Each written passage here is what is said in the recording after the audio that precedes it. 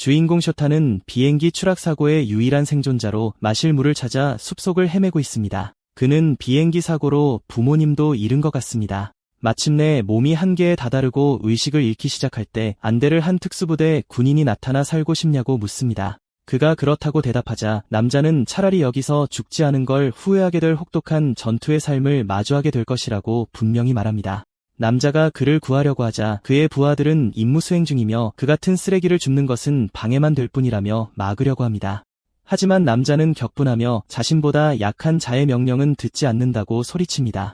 그렇게 구즈 큐의 대위는 쇼타의 양아버지가 되었습니다. 기지로 돌아오자 구즈는 쇼타에게 리볼버를 건네며 이제 그의 것이라고 말합니다. 그는 쇼타에게 그것과 함께 살고 그것과 함께 죽어야 하지만 죽음은 아직 멀었다는 것을 안다고 설명합니다. 구즈는 그에게 음식과 물을 주고 식사를 마치면 전사가 될 것이라고 말해 그를 놀라게 합니다. 식사 후 구즈는 쇼타를 혹독하게 훈련시켜 단 5년 만에 완전한 전사로 만들 계획을 밝힙니다. 구즈는 전 세계에서 게릴라 작전을 수행하는 전투 전문가입니다. 그가 말한 대로 구즈는 쇼타에게 다양한 혹독한 훈련을 시키기 시작합니다. 그는 무술과 모든 종류의 무기를 다루는 법도 가르쳤습니다. 어느새 그는 부대 내 누구도 감히 그를 쓰레기 취급하지 못할 정도로 강해졌습니다. 어느 날 양아버지와 훈련 중에 쇼타는 단 한 발의 저격으로 멧돼지를 쓰러뜨리고 기지로 가져옵니다. 그의 사연을 알게 된 부대의 나머지 병사들은 고작 10살인 그의 부인할 수 없는 재능에 감탄합니다. 몇몇은 1km 밖에서 사슴의 오른쪽 눈을 맞출 수 있다고 소문난 대위보다 그가 더 재능이 있을지도 모른다고 말하기도 합니다. 12년 후 적진에서 병사들이 크림슨이라는 위험한 용병의 출현에 대해 이야기하는 모습이 보입니다. 그들에 따르면 크림슨은 2km 밖에서 모기의 왼쪽 눈을 맞출 수 있는 저격의 달인이라고 합니다. 그런 자를 상대로 싸운다면 자신들이 끝장날 수도 있음을 깨닫습니다. 그런 일이 가능하다고 믿지 않는 신병 한 명이 그 소문에 동의하지 않지만 그때 예상치 못한 일이 일어납니다. 어디선가 날아온 저격탄이 그의 두개골에 박히고 온 부대는 대혼란에 빠집니다. 그들은 아군 영토 깊숙한 곳에 있었기 때문에 적이 침투할 방법이 없다고 믿었습니다. 갑자기 또 한 발의 총성이 울리고 이번에는 장군이 사살됩니다. 한편 쇼타인 크림슨은 멀리 떨어진 고층 빌딩에서 부대 전체를 쓸어버리며 즐거운 시간을 보내고 있습니다. 그는 5만 유로를 받고 장군을 사살하고 부대에 최대한의 피해를 입히라는 임무를 받았습니다. 그가 양아버지에게 보고하러 돌아가려 할 때 근처의 적 부대가 그를 발견하고 즉시 돌격하기 시작합니다. 그는 그들을 처리하기 위해 리볼버를 꺼내들 수밖에 없었습니다. 리볼버를 본 병사들은 그를 풋내기라고 조롱하지만 리볼버가 다른 무기보다 뛰어난 3가지 장점을 알지 못했습니다. 첫째, 탄걸림이 없습니다. 둘째, 관통력이 높은 대구경 탄환을 사용할 수 있습니다. 그리고 셋째, 전장의 여신의 신성한 가호를 받았습니다. 단 3발로 쇼타는 자신의 우위를 증명하고 부대 전체를 쓸어버립니다. 그 후 그는 헬리콥터를 탄 구즈에 의해 현장에서 구조됩니다. 헬리콥터 안에서 구즈는 전쟁에서 3번째 장군을 사살한 것을 축하하지만 쇼타가 일본으로 가야 하는 새로운 임무가 있다고 발표합니다. 예상대로 쇼타는 총리나 다른 고위급 인사를 암살하는 임무일 것이라고 추측합니다. 하지만 양아버지는 말을 끊고 그가 명문 고등학교에서 가르치게 될 것이라고 말합니다. 쇼타는 5개 국어를 유창하게 구사할 수 있으므로 구즈는 그의 임무가 영어 교사로 학교에 잠입하는 것이라고 말합니다. 잠시 후 위장 신분을 위한 가짜 신분증이 준비됩니다. 그는 이번에는 어떤 장애물을 만나게 될지 궁금해하며 일본행 비행기에 탑승합니다. 일본에 도착한 쇼타는 편의점에 들러 음식을 삽니다. 그는 맛, 위생적인 포장, 그리고 무엇보다도 저렴한 가격에 꽤 감명받습니다. 하지만 그의 주의를 가장 끄는 것은 그곳이 얼마나 평화로워 보이는가 하는 점입니다. 주위를 둘러보면 데이트를 하거나 소풍을 가거나 그저 즐겁게 노는 사람들 뿐입니다. 그는 이렇게 평화로운 나라에서 어떤 임무가 그를 기다리고 있을지 궁금해합니다. 식사를 마친 후 쇼타는 자신을 위해 준비된 안전가옥으로 향합니다. 고급 주택가에 도착한 그는 고층 빌딩 안에 있는 자신의 아파트를 발견하고 그 모습에 감명받습니다. 그 아파트는 공교롭게도 그가 가르치러 파견된 학교와 가깝습니다. 안에 들어갔을 때 쇼타는 뭔가 이상한 점을 눈치채지만 어쨌든 앉기로 합니다. 잠시 후 한 남자가 칼을 들고 뒤에서 그에게 달려듭니다. 날카로운 관찰력 덕분에 쇼타는 제때 그를 감지할 수 있습니다. 그는 물병을 집어들어 남자의 시야를 방해하기 위해 던집니다. 그리고는 남자가 놀랄 틈도 없이 얼굴에 정통으로 주먹을 날립니다. 굴하지 않고 남자는 여전히 칼을 휘두르려 하지만 쇼타는 가볍게 피하고 칼을 쳐서 떨어뜨립니다. 그의 순수한 신체 능력을 직접 본 남자는 그가 바로 소문으로만 듣던 크림슨이라는 사실을 확인합니다. 쇼타는 남자의 멱살을 잡고 누구냐고 묻습니다. 남자는 전설적인 크림슨을 혼자 이길 수 있다고 생각한 자신을 과대평가했다며 쉽게 항복합니다. 쇼타는 우쭐해하며 다음에는 5명 팀으로 오라고 말합니다. 갑자기 한 젊은 여성이 그의 뒤에 나타나 머리에 권총을 겨누고 움직이지 말라고 명령합니다. 전혀 놀라지 않은 듯한 쇼타는 무심하게 해머가 젖혀지지 않았다고 말하고 그녀는 당황합니다. 그는 순식간에 돌아서서 실린더를 잡고 다음에는 더 조심하라고 말합니다. 여자는 조언에 감사하지만 자신들은 그를 후방 지원하기 위해 온 것이므로 그럴 필요는 없을 거라고 말합니다. 그들은 공식적으로 자신들을 울타임과 메일린이라고 소개합니다. 울타임은 미술교사로 학원에 잠입하여 쇼타를 지원하고 그가 문화에 정착하는 것을 도울 것입니다. 한편 메일린은 학생 중 한 명으로 잠입하여 마찬가지로 그림자 속에서 지원을 제공할 것입니다. 쇼타는 들어서는 순간부터 그들의 존재를 감지했고 그들이 어떤 실력인지 보려고 기다렸을 뿐이라고 밝힙니다. 그는 자신을 떠보기 위해 일부러 허술하게 공격했냐고 묻지만 사실 최선을 다했던 두 사람은 의욕을 잃습니다. 그들이 질문이 있냐고 묻자 쇼타는 메일린에게 분명 20대인데 어떻게 10대처럼 보일 수 있냐고 물어 그녀를 화나게 합니다. 그러자 그녀는 피부가 흠잡을 데 없이 매끄러워서 일본 여고생들 사이에서 그다지 튀지 않을 것이라고 설명합니다. 울프하임이 끼어들어 자화자찬 좀 그만하라고 하자 그녀는 또다시 폭발합니다. 그 후 두 사람은 쇼타에게 임무에 대해 브리핑하기로 결정합니다. 목표는 그 학교에 다니는 세계적인 군수 기업 회장의 딸 쿠조 사쿠라코를 보호하기 위해 학원에 잠입하는 것입니다. 그곳은 로켓부터 탄약에 이르기까지 전쟁 장비를 개발하는 것으로 알려진 숨겨진 일본 군수 기업입니다. 그 기업은 국가의 무기 수출 원칙을 피하기 위해 주변국을 우회로로 이용하고 있다고 하는데 서방에만 국한되었을 때는 큰 문제가 아니었습니다. 하지만 쿠조 회장이 공산주의 국가에 제품을 유입시키기 시작했다는 보고를 받았고 이는 결국 세계 멸망으로 이어질 것입니다. 전 세계의 조직들이 이제 관심을 보이고 있으므로 그들은 그의 딸을 이용해 그를 압박하려 할 가능성이 높습니다. 그렇기 때문에 쇼타처럼 실력 있는 사람이 고용되어 이 미지의 인물들로부터 그녀를 감시하고 보호하게 된 것입니다. 쇼타는 또한 사쿠라코에게 달콤한 말을 걸어 무기 수출에 대한 정보를 얻어 다른 세력을 따돌려야 하지만 그는 매력이 전혀 없어서 심각한 문제가 될 것입니다.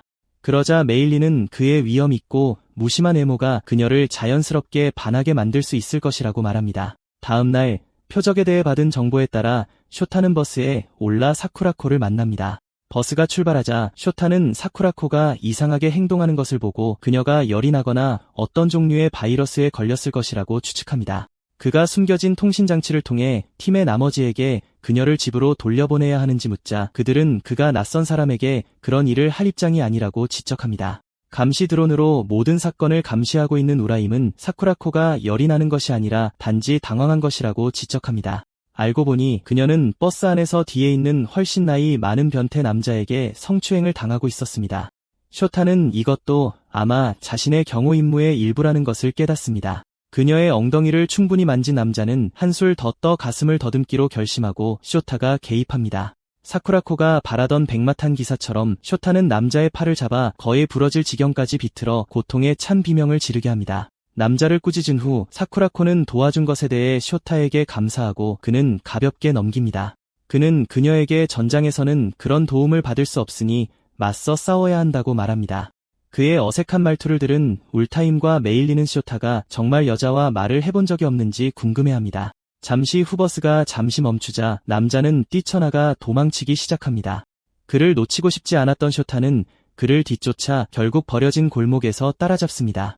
더 이상 도망칠 수 없다는 것을 깨달은 남자는 전기 충격기를 꺼내 쇼타가 더 가까이 오면 사용하겠다고 위협합니다. 놀랍게도 쇼타는 그가 알아채기도 전에 그의 손을 잡고 1초도 안 되어 땅에 매달꽂습니다. 그는 울프하임에게 경찰에 연락하라고 말합니다. 울프하임은 그들이 위장 근무 중이라 그 생각에 반대하는 듯했지만 쇼타가 자신이 암살자임을 상기시키자 동의합니다. 문제를 해결한 후 쇼타는 학교에 도착하고 시간이 얼마나 흘렀는지 깨닫습니다. 성추행범을 인계한 후 경찰 때문에 심하게 지체되었기 때문에 그가 할 수 있는 일은 아무것도 없었습니다. 울프하임은 그에게 즉시 교장에게 보고하라고 지시하지만 쇼타가 교장이 무엇인지조차 모른다는 사실을 알고 완전히 충격받습니다. 그는 남미 게릴라들에 의해 길러졌기 때문에 학교 비슷한 곳에 다녀본 적이 없습니다. 하지만 이미 반의 자리를 잡은 메일리는 자신의 별도 통신장치를 통해 교장은 학교 환경에서 대령과 같다고 설명합니다. 그 말을 들은 쇼타는 그런 사람이 얼마나 중요한지 깨닫습니다. 그는 공식적으로 자신을 소개하기 위해 즉시 사무실로 향합니다. 그곳에 도착했을 때 그가 만난 사람은 전혀 대령처럼 보이지 않아 꽤 놀랍니다. 교장은 그를 따뜻하게 환영하며 그의 잘생긴 외모에 대해 언급합니다. 쇼타가 교장이 어떤 기술에 특화되어 있는지 알아내려고 하는 동안 노인은 무언가를 꺼내기 위해 가슴 주머니에 손을 뻗습니다. 쇼타는 즉시 최악의 상황을 가정하고 그 역시 총에 손을 뻗습니다. 다행히 울타임과 메일린이 그가 큰 소동을 일으키기 전에 제때 막을 수 있었습니다. 주머니에서 교장은 일본식 명함을 꺼내 건넵니다. 쇼타는 교장이 공식적으로 자신을 소개하자 진심으로 명함을 받습니다. 그 역시 자신을 소개하고 늦은 것에 대해 사과하지만 교장은 걱정하지 말라고 말합니다. 쇼타는 노인의 관대함에 꽤 놀랍니다. 군대에서는 그처럼 중대한 위반은 군법회의에 회부될 것이기 때문입니다. 그러자 노인은 그가 처리한 상황에 대해 경찰로부터 보고를 받았다고 설명하며 그의 용감한 행동을 칭찬합니다.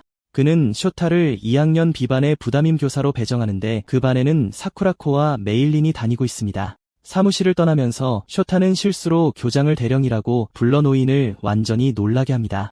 교실로 가는 길에 우라임은 쇼타가 가진 유일한 무기가 리볼버임을 확인해야만 했습니다. 쇼타가 마침내 교실 입구에 도착하자 메일리는 들어와서 선생님처럼 행동하라고 지시합니다. 쇼타는 문을 열고 그가 전에 한 번도 마주한 적 없는 장애물, 즉 학생들을 마주할 준비를 합니다. 교실로 걸어 들어가자 쇼타는 여러 가지 이유로 학생들의 주목을 받습니다. 여학생들은 그의 분위기와 잘생긴 외모에 반하는 반면 남학생들은 선생님이 남자라는 사실에 눈에 띄게 실망합니다.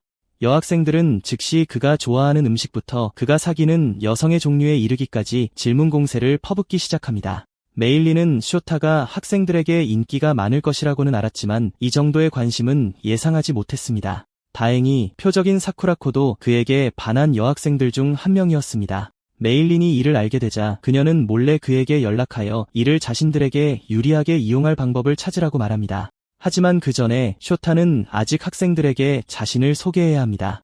학생들을 마주한 쇼타는 매우 차분한 목소리로 자신을 부담임 교사이자 새로운 영어 교사라고 소개합니다. 그는 또한 자신이 5개 국어를 할 수 있다고 특별히 언급하며 배우고 싶은 사람은 쉬는 시간에 자신을 찾아오라고 말합니다.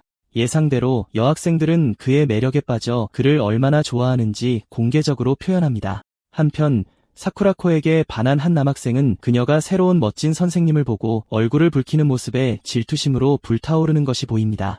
담임 선생님도 그의 자격에 꽤 감명받은 듯합니다. 그녀가 취미가 무엇인지 묻자 쇼타는 저격을 생각하지만 말할 수 없다는 것을 압니다. 그는 주된 취미가 웨이트 트레이닝이라고 말해 학생들의 관심을 더욱 자극합니다. 하지만 한 특정 남학생은 엄청난 증오와 질투심에 불탑니다. 알고 보니 그도 반 친구들에게 자신의 취미가 웨이트 트레이닝이라고 말했지만 그들은 그를 비웃기만 했습니다. 매력적인 선생님에게는 다른 종류의 반응을 보이는 것을 보자 그는 참을 수 없게 됩니다. 그는 큰 종이 뭉치를 뭉쳐 엄청난 힘으로 선생님에게 던져 그의 아우라를 깎아내리려 합니다. 놀랍게도 이미 돌아섰던 쇼타는 종이가 그의 뒤통수에 닿기 직전에 잡아냅니다. 그는 아무렇지 않게 그것을 쓰레기통에 버려 여학생들을 더욱 열광하게 만듭니다. 쉬는 시간 동안 여학생들은 쇼타를 찾아 학교를 돌아다니지만 어디에서도 그를 찾을 수 없는 것 같습니다. 다른 학생들처럼 사쿠라코도 쇼타와 이야기하고 싶어 하지만 좀 더 개인적인 문제 때문입니다. 메일린이 이 사실을 알게 되자 그녀는 울타임에게 연락하여 자신도 쇼타를 찾을 수 없으니 그를 감시하고 있는지 묻습니다. 잠시 찾아본 후 울타임은 그를 찾지만 평화로운 상태가 아니어서 메일린에게 알립니다. 그들 둘은 무슨 일이 일어나고 있는지 알아보기 위해 그 장소로 달려갑니다. 한편 학교 건물 뒤에서 쇼타는 사쿠라코에 관한 문제를 논의하기 위해 그를 불러낸 학생 중 한 명과 만납니다. 야구 방망이를 든 학생을 보고 그는 혼란스러워하며 그 학생이 야구부인지 묻습니다. 화가 난 학생은 자신이 귀가부에 속해 있다고 대답합니다. 여전히 상황 파악을 못한 쇼타는 그런 동아리가 정말 존재하는지 물어 더욱 혼란스러워하고 학생은 인내심을 잃습니다.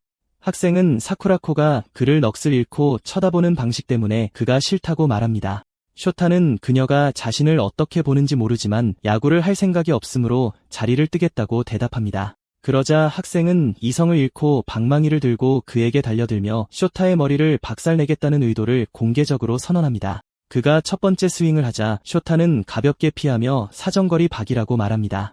학생은 격분하여 몇 번 더 휘두르지만 쇼타는 그것들을 피하면서 제대로 휘두르는 방법에 대해 계속해서 훈계합니다. 그는 결국 장난치는 것에 지쳐 이마에 가벼운 장타로 학생을 기절시킵니다. 울프하임과 메일린이 그 지역에 도착하고 이전에 롤러코스터 같은 사건들 외에도 쇼타가 첫날에 학생을 폭행했다는 사실에 충격을 받습니다. 학생을 때린 직후 쇼타는 그를 어깨에 메고 학교 양호실로 갑니다. 복도를 걸어가는 동안 그곳에 있던 학생들은 무슨 일이 일어나고 있는지 목격하고 놀라워합니다. 일부 학생들은 그 학생이 2학년 B반의 불량 학생임을 알아보고 아마 장난치다가 다쳤을 것이라고 추측합니다. 하지만 주위의 여학생들은 그 멋진 선생님이 누구인지 궁금해합니다. 그와 동행한 울타임과 메일리는 상황을 축소하려 하며 학생들에게 불량 학생이 그냥 넘어져서 기절했다고 알립니다. 그들이 학교 보건실에 도착하여 불량 학생을 침대에 눕히자 메일리는 그가 방금 그들을 어떤 상황에 빠뜨렸는지 아느냐고 묻습니다. 쇼타는 예전에 양아버지에게 덤볐다가 된통 당했던 때와 비슷하다고 대답합니다. 그때 그들은 쇼타가 평범한 삶에서 얼마나 멀리 떨어져 있는지 깨달았습니다. 갑자기 보건교사가 교장과 함께 숨을 헐떡이며 도착합니다. 그들은 수많은 학생들로부터 상황에 대한 보고를 받았기 때문에 그것을 확인해야 했습니다. 보건교사가 그의 상태를 확인하는 동안 교장은 무슨 일이 있었는지 묻습니다. 메일리는 즉시 학생이 바나나 껍질에 미끄러져 머리를 바닥에 부딪혀 기절했다고 대답합니다. 그녀는 쇼타가 우연히 그런 상태의 그를 발견했고 그래서 혼자서 그를 보건실까지 데려왔다고 설명합니다. 보건교사는 그 상처가 바나나 껍질로 인한 영화 속 부상 같지 않으며 자신을 속일 수 없다고 끼어듭니다. 그 영감은 자신이 40년 동안 간호사로 일해왔고 공수도 유단자라는 지루한 자기 자랑을 시작합니다. 그는 학생이 누군가에게 장타를 맞은 것 같다고 결론 내립니다. 그는 쇼타를 향해 돌아서서 그가 무술 지식이 있는 사람처럼 보인다며 대놓고 그를 비난합니다. 그러나 교장은 그 비난을 듣고 완전히 믿을 수 없어 하지만 쇼타가 부인하기를 참을성 있게 기다립니다. 그러나 영감은 학생이 깨어나기 전에 자백하라고 쇼타를 계속 압박합니다. 상황이 얼마나 나빠지고 있는지 본 메일리는 쇼타에게 몰래 연락하여 진실이 밝혀지면 정말 해고될 수 있으니 침착할 때가 아니라고 말합니다. 하지만 쇼타는 큰일이 되지 않을 것을 알기 때문에 당황할 필요가 없다고 간단히 대답합니다. 게다가 그는 해고되더라도 여전히 표적을 보호할 수 있을 것이라고 믿습니다. 갑자기 학생이 비명을 지르며 깨어나 자신이 아직 살아있는지 확인합니다. 그는 곧 그 환경이 학교 보건실임을 알아차립니다. 보건교사가 쇼타가 그에게 일어난 일의 책임자인지 묻자 그는 그를 폭로할까 고민하지만 어떤 이유에서인지 조용히 하기로 결정합니다. 노인은 그의 침묵을 협박으로 해석하고 폭행 사건으로 경찰에 신고하려고 합니다. 하지만 놀랍게도 학생이 그를 막습니다. 그는 넘어져서 다친 것이니 큰일로 만들지 말라고 말합니다. 보건교사는 그가 거짓말을 한다고 믿고 더 추궁하려 하지만 학생은 폭발하며 그를 이 빠진 늙은 영감이라고 부르며 자기 일이나 신경 쓰라고 말합니다.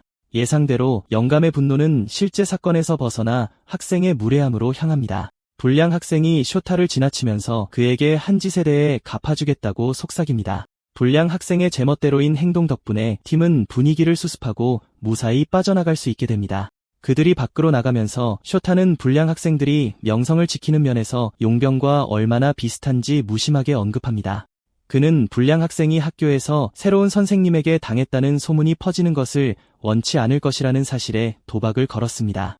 이 말을 들은 울프하임과 메일리는 쇼타가 정말 평범한 용병이 아니라는 것을 확인하며 꽤 감명받습니다.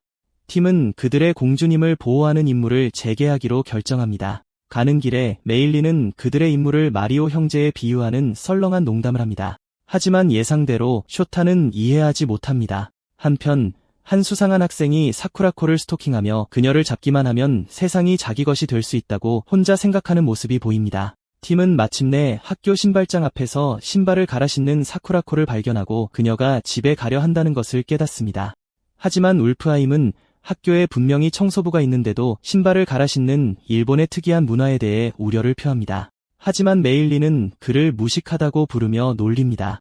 그러자 그들 둘은 서로 욕을 하며 말다툼을 시작합니다. 사쿠라코가 밖으로 나가는 동안 쇼타는 뭔가 이상한 점을 발견하고 울프하임과 메일린에게 멈추라고 명령합니다. 그는 다른 학생들이 떠나고 있는데 한 특정 학생이 신발장에 가만히 서 있는 것 같다는 사실을 지적합니다. 설상가상으로 그는 사쿠라코의 신발장 바로 뒤에 서 있었다.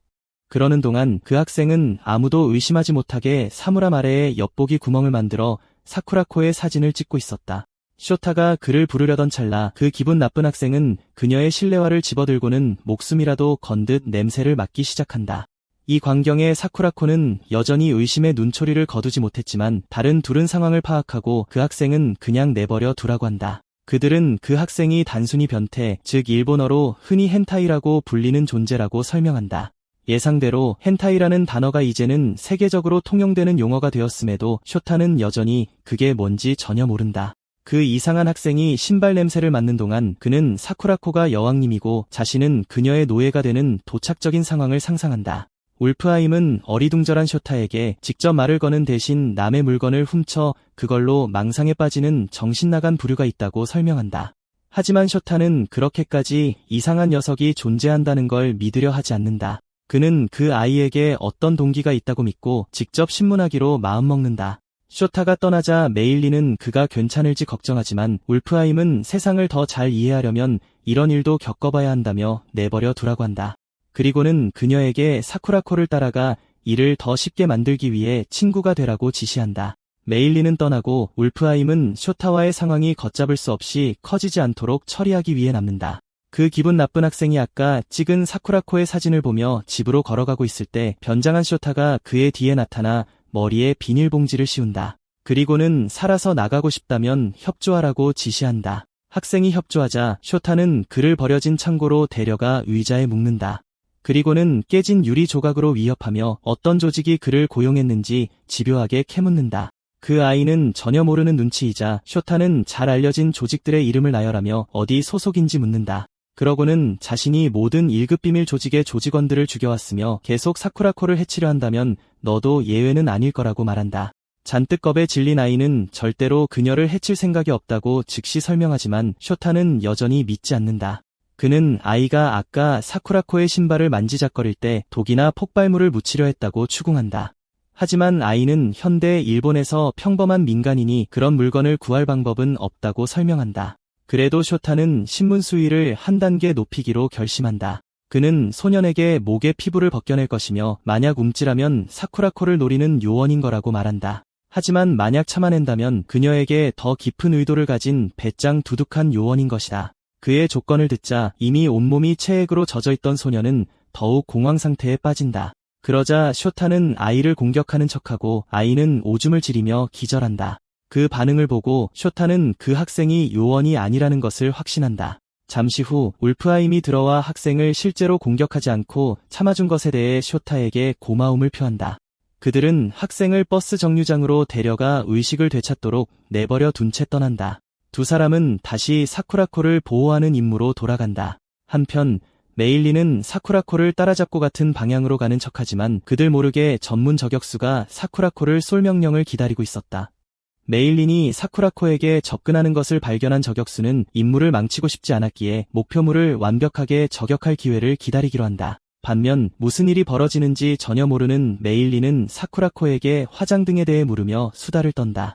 그녀는 자신을 현재 일본에서 유학 중인 외국인이라고 소개한다. 일본 학교에서는 화장을 허용하지 않는다는 말을 듣자 메일린은 화를 내며 엄격한 학교 시스템을 비난한다. 그리고는 해외 학생들은 원하는 대로 옷을 입고 행동하며 심지어 담배도 피울 수 있다고 말한다.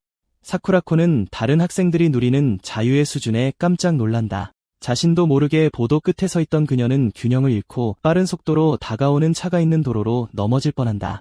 다행히 울프하임이 나타나 차에 치일 뻔한 그녀를 구해준다. 그 결과 울프하임은 차가 튀긴 웅덩이 물에 흠뻑 젖지만 사쿠라코만 무사하다면 상관없어 한다.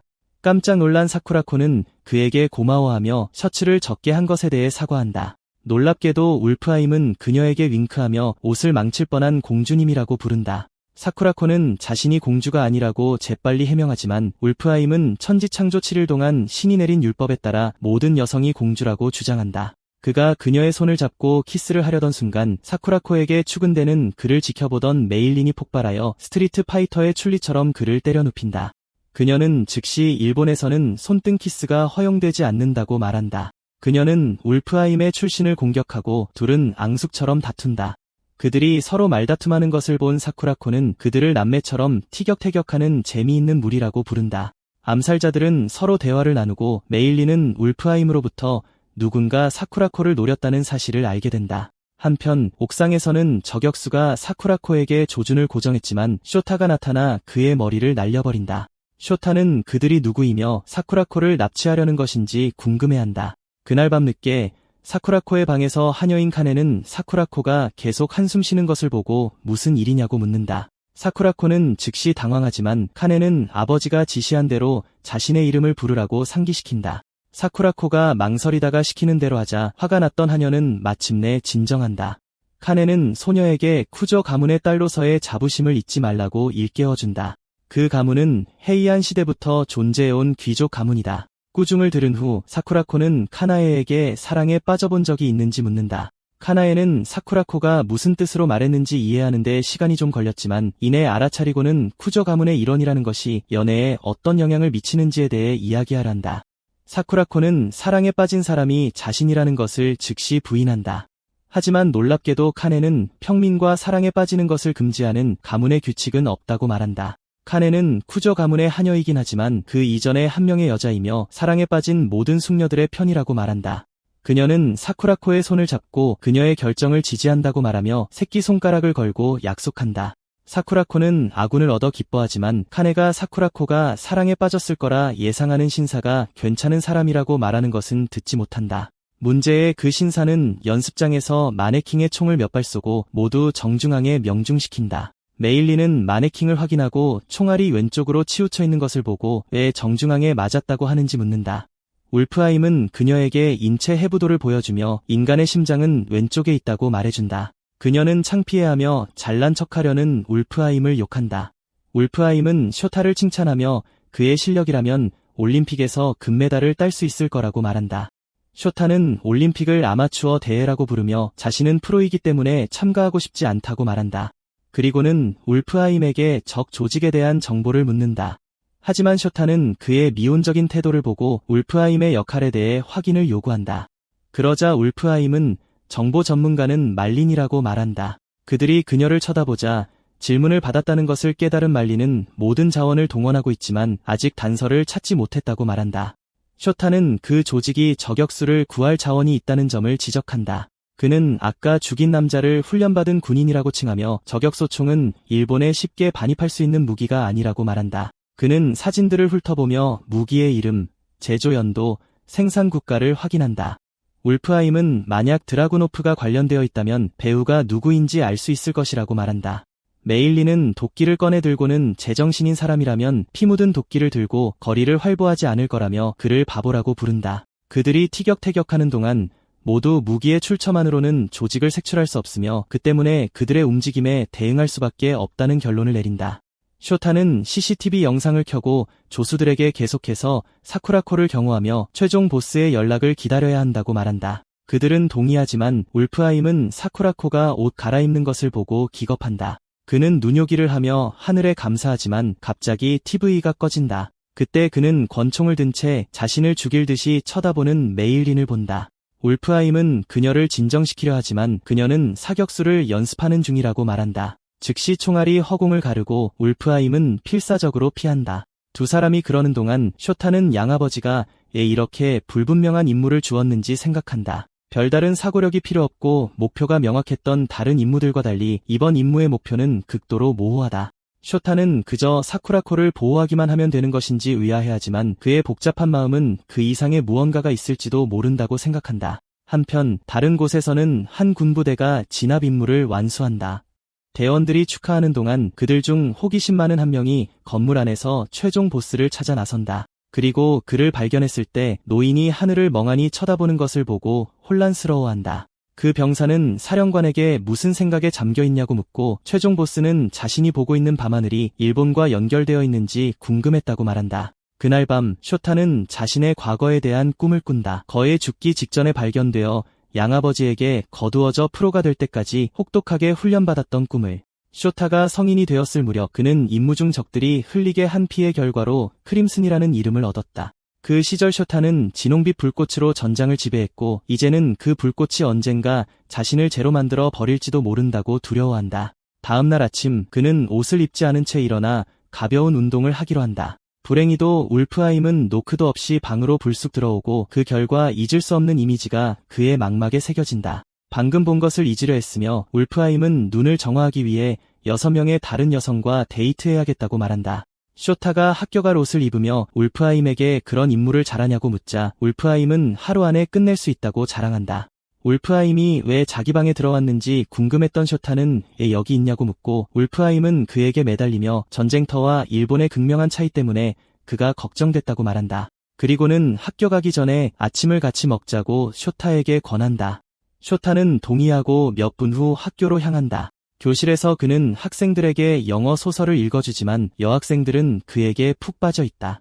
메일리는 사쿠라코의 얼굴이 얼마나 새빨간지 보고는 귀엽다고 말한다. 한편 히데키라는 남학생은 쇼타가 여학생들의 마음을 사로잡은 것에 화가 난다.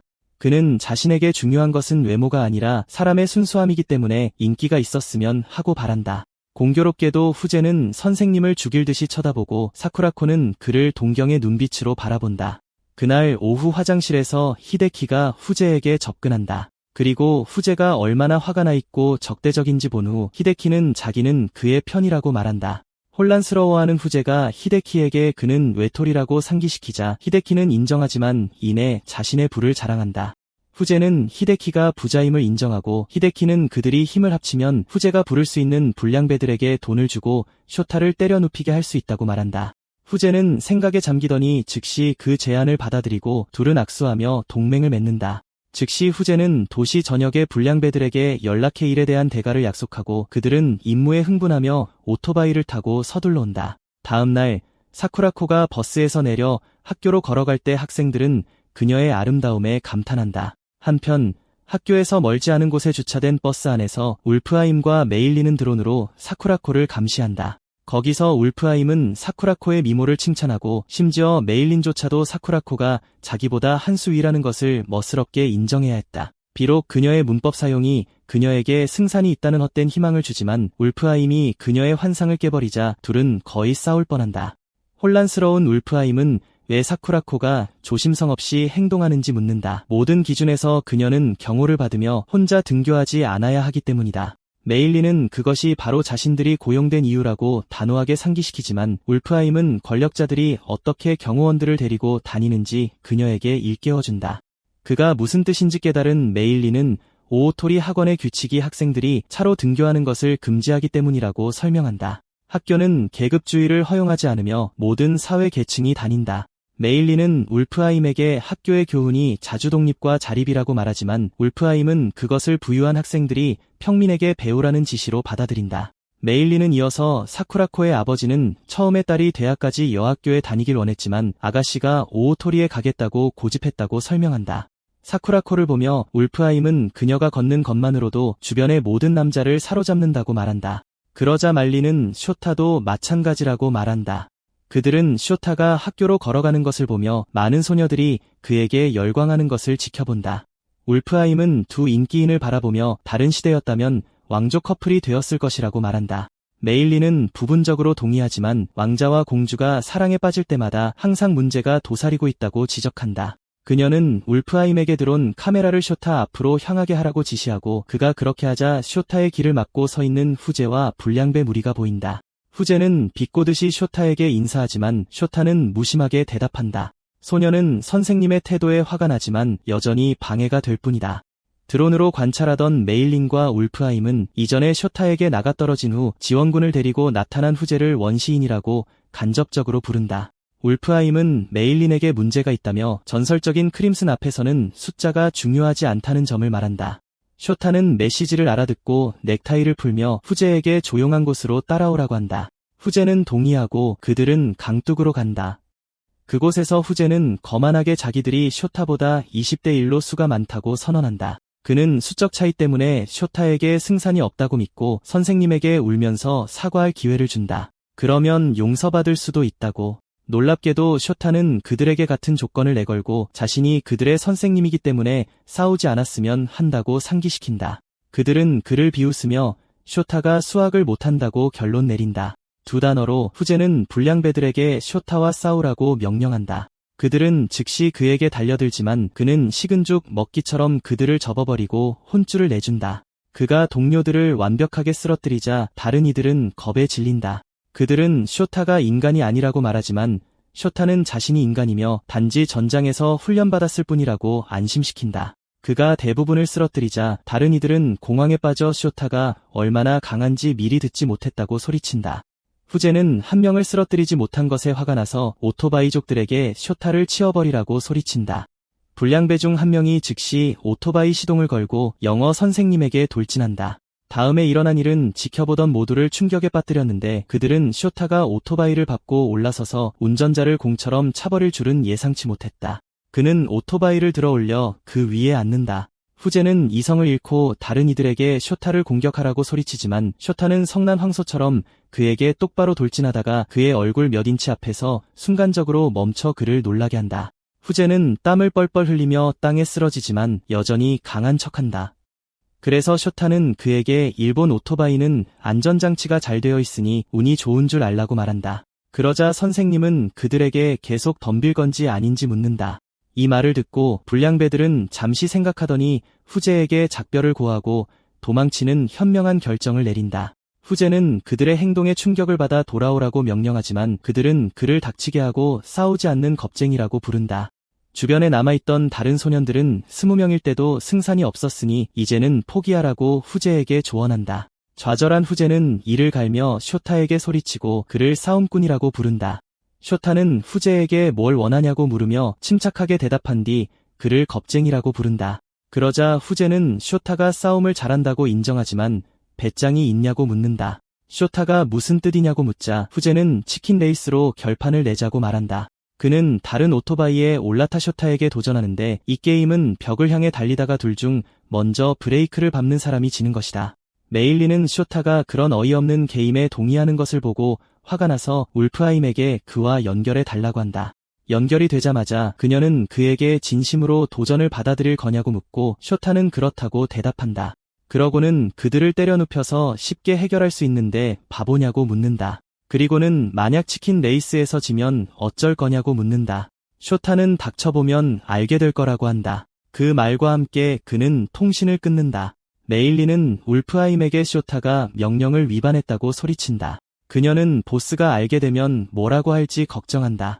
메일리는 울프하임에게 다시 통신을 연결하라고 하지만 놀랍게도 그는 거절한다. 그녀는 그에게 버럭 화를 내며 너무 멍청하다고 때리지만 울프하임은 쇼타는 절대 지지 않을 거라고 말한다. 쇼타가 그 녀석이 덤벼들었을 때 후제를 기절시킨 날 쇼타는 그 아이를 양호실로 데려갔다. 그때 울프하임이 쇼타에게 왜 그 아이에게 너무 잘해주냐고 묻자 쇼타는 남아메리카 정글에서 싸울 때 자기보다 훨씬 어린 병사가 부대에 들어왔던 이야기를 했다. 소녀는 매우 어렸지만 가족을 먹여 살려야 했기 때문에 쇼타와 최종 보스는 그가 전쟁에 참여하는 것을 허락했다.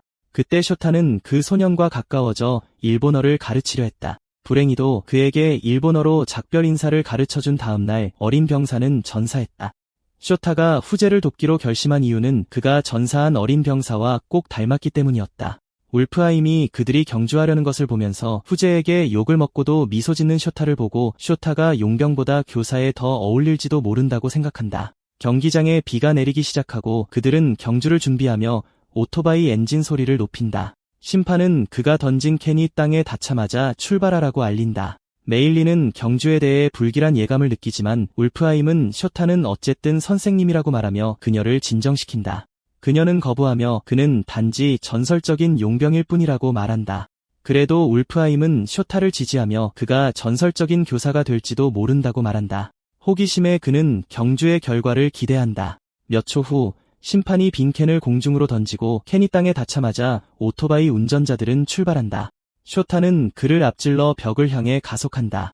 후제 또한 속도를 내자 그의 부하들이 그를 걱정한다.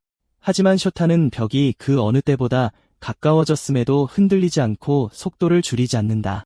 이것을 본 메일리는 그 속도로 벽에 부딪히면 후제가 죽을 것이라는 것을 알기에 겁에 질린다. 반면 울프하임은 후제의 배짱을 칭찬하지만 메일리는 만약 후제를 죽게 하면 쇼타의 교사 경력도 끝날 것이기 때문에 걱정한다. 반면 울프하임은 쇼타가 그 소년을 버릴 경우에만 그런 일이 일어날 수 있지만 쇼타는 그런 짓을 하지 않을 것이라고 확신한다. 벽에 가까워지면서 쇼타는 후제를 힐끗 보고 그 소년이 학교에서 체면을 세우기 위해 모든 것을 거는 것을 본다.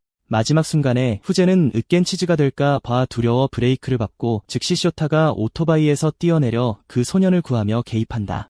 그는 땅에 떨어지면서 인간 방패 역할을 하며 후제가 긁히지 않도록 보호한다. 반면 오토바이들은 벽에 부딪힌다.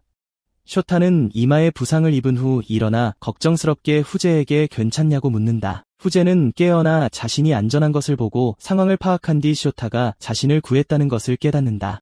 쇼타는 그를 관찰하고 후제가 다치지 않은 것을 보고 안심하며 걸어간다. 완전히 혼란스러운 후제는 쇼타에게 왜 자신을 구했냐며 그냥 내버려 뒀어야 했다고 묻는다. 그러자 쇼타는 후제가 이렇게 행동하는 이유가 항상 혼자였기 때문이라는 것을 깨닫는다. 소녀는 쇼타의 말에 충격을 받아 이를 갈며 자신을 동정하지 말라고 한다. 후세는 부모님이 자신을 돌보지 않았고 이 외로운 세상에서 혼자 힘으로 버텨야 했던 것을 회상한다. 쇼타는 그에게 다가가 자신이 아는 세계에서는 아이들이 귀중한 전투 자산이자 노동력이기 때문에 홀로 남겨지지 않는다고 말한다. 그는 후세에게 아이의 목숨이 깃털처럼 가벼운 세상에서 살아왔지만 그동안 손을 내밀지 않았던 후세에게도 문제가 있다고 설명한다. 그러고는 쇼타가 후세에게 손을 내밀자 소녀는 누군가 자신에게 관심을 보이는 것에 충격을 받는다. 쇼타는 후세에게 혼자가 아니며 화를 내고 싶거나 뭔가에 열받을 때면 자신에게 오라고 말한다. 싸움이라면 후세가 원할 때마다 몇 번이든 상대해 주겠다고 한다. 소녀는 눈물을 터뜨리며 쇼타의 손을 잡고 동의한다. 이 시점에서 메이리는 쇼타의 열혈적인 모습에 놀랐다고 인정한다.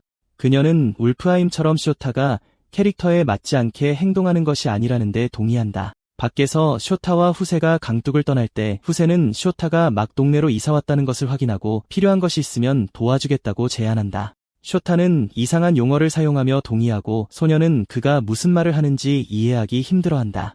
메이리는 그들의 조직이 쇼타와 후세가 만든 난장판을 수습해야 한다는 것을 깨닫는다. 최악인 것은 그녀가 책임자라는 것이다. 남자애들이 학교로 돌아가는 동안 히데키는 멀리서 그들을 쳐다보며 후세를 겁쟁이라고 욕한다. 그는 마음을 바꾸고 쇼타를 학원에서 퇴학시키겠다고 맹세한다. 며칠 후 히데키는 자기 방에서 사쿠라코의 초상화를 껴안고 키스하려고 한다. 갑자기 하녀들이 사전에 알리고 나서 그의 방을 청소하러 들어온다. 그는 재빨리 그녀의 초상화를 가리고 거에 들킬 뻔해서 매우 당황해 보인다. 그는 허락 없이 자기 방에 들어왔다며 그들에게 소리치고 해고하겠다고 위협한다. 그는 나이든 부인들에게 자기 방에서 나가라고 명령하고 그들이 나가자마자 히데키의 방을 청소하지 않으면 주인님이 화를 낼 것이라고 이야기하며 다른 곳을 계속 청소한다. 다른 하녀는 그 영감님이 항상 일로 바빠서 집에 거의 오지 않으니 걱정 말라고 말한다. 그리고 집에 오더라도 그는 항상 이지에 있는 별장으로 직행해서 아끼는 도자기를 닦는다. 그들이 말한 대로 히데키의 아버지는 현재 국보라고 부르는 자신의 카키에몬 도자기를 감상하고 있다. 한편 하녀들은 히데키가 돈으로 버릇이 없어져서 제멋대로 행동하는 것에 질려 있다. 그는 하녀들이 음식을 만들어줄 수 있는데도 음식을 주문하기까지 한다. 그들의 잔소리에 화가 난 히데키는 자신의 용돈을 어떻게 쓰는지 이래라 저래라 할 자격 없는 하층민들이라고 부른다. 그들은 그를 비판적으로 쳐다보며 자신들의 자식들은 그처럼 되지 않도록 하겠다고 다짐한다. 일주일 후 사쿠라코는 음악 시간에 피아노를 연주하고 반 전체가 그녀에게 박수를 보낸다. 울프하임과 메이리는 평소처럼 사쿠라코에게 아무 이상이 없음을 확인한다. 그들은 저격 사건 이후 아무 일도 없었고 그 이후로 평화로웠다고 이야기한다. 궁금해진 메이리는 아침부터 쇼타를 보지 못했다며 울프하임에게 그가 뭘 하고 있는지 묻는다. 울프하임은 그녀에게 쇼타가 교장 선생님께 혼나고 있다고 보고한다. 마리는 타자키 교장이 쇼타를 불렀다는 말을 듣고 음악실을 나선다. 한편 교장실에서 타자키는 쇼타에게 그에 대한 골치 아픈 사건이 있다고 말한다. 쇼타는 평소처럼 교장 앞에서 마치 대령에게 말하는 것처럼 엄격하고 경직된 태도를 보인다. 그는 교장에게 자신이 뭘 했는지 묻고 타자키는 그가 강둑에서 불량 학생들을 때려 눕히는 사진을 보여준다. 쇼타는 그것을 단순히 며칠 전 했던 과외 활동 사진이라고 부르며 아무런 문제가 없다고 생각한다. 타자키는 그에게 사진들이 PTA에 배포되었다고 말한다.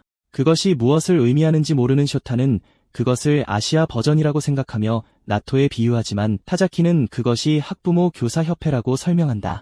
여전히 그것이 무엇인지 모르는 쇼타는 안심하지만 교장은 현재 교장보다 더 큰 힘을 가지고 있으니 PTA를 얕보지 말라고 말한다. 그 소식은 쇼타에게 대포알처럼 충격을 주는데 그가 대령처럼 높이 여기는 교장이 PTA 앞에서 무력하기 때문이다. 그 남자는 이어서 현 의회 의원의 아내인 PTA 회장 우시지마 부인에 대해 말해준다. 쇼타가 민주주의 국가를 기반으로 그들의 권력을 이해하려 할 때 타자키는 쇼타의 해고를 요구하는 의문의 편지를 보여주는데 그렇지 않으면 학생들과의 싸움 영상이 인터넷에 유출될 것이라고 한다. 그것이 자신의 임무를 위태롭게 할 수 있다는 것을 깨닫고 쇼타는 이 사건을 조사하기로 결정한다. 그는 후세가 PTA에 밀고 했을 리 없다고 확신하며 그때 후세가 무리를 모으는 것을 도운 제3자가 있다고 믿는다. 쇼타는 제3자를 의심하며 교장에게 사건의 진상을 밝히겠다고 장담한다.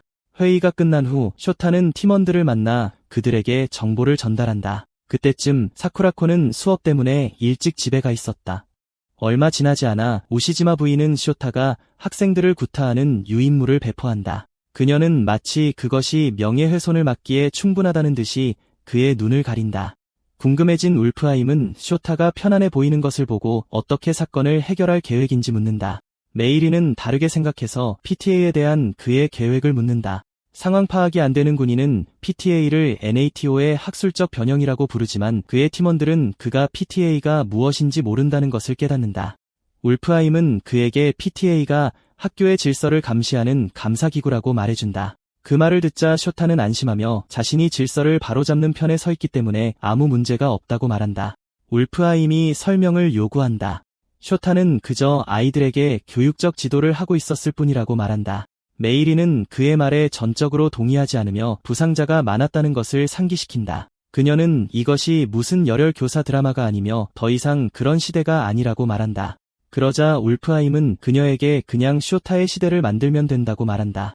그들이 옥신각신하다가 울프하임이 이 모든 사건의 배후에 대한 정보를 얻었는지 그녀에게 묻는다.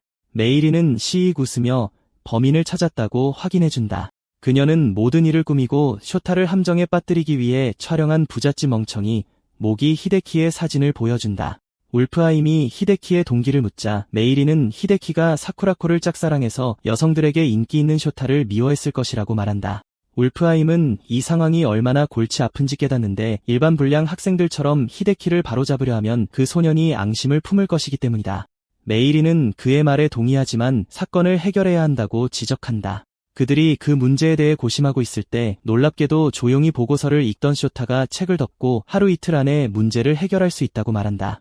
그들은 궁금해하며 자세한 내용을 묻고 그는 그들에게 말해준다. 그날 저녁 히데키는 후세에게 돈을 두둑이 줬음에도 쇼타를 제거하지 못한 것에 대해 따진다. 그는 후세가 선생님에게 꼬리를 친다고 화를 내지만 후세는 쇼타가 나쁜 사람이 아니라고 말한다. 후세가 선생님에 대해 긍정적으로 말하는 것을 듣고 히데키는 격분하여 후세에게 정신 차리라며 막장 드라마를 찍는 게 아니라고 말한다. 히데키는 후세에게 자신이 퍼뜨린 기사를 보여주며 쇼타가 해고되는 것은 시간 문제라고 말한다. 후세는 기사를 보고 히데키에게 더 이상 할 말이 없다고 말한다. 그는 그의 어깨를 두드리고 걸어가면서 히데키에게 언젠가 그가 변할 수 있기를 바란다고 말한다. 그리고 그때가 되면 함께 오락실에 가자고 한다. 히데키는 후세가 발을 빼는 것을 듣고 화가 나서 발을 구르며 그를 겁쟁이라고 부른다. 그는 후세가 자기 지갑만 노리는 거지라고 부른다.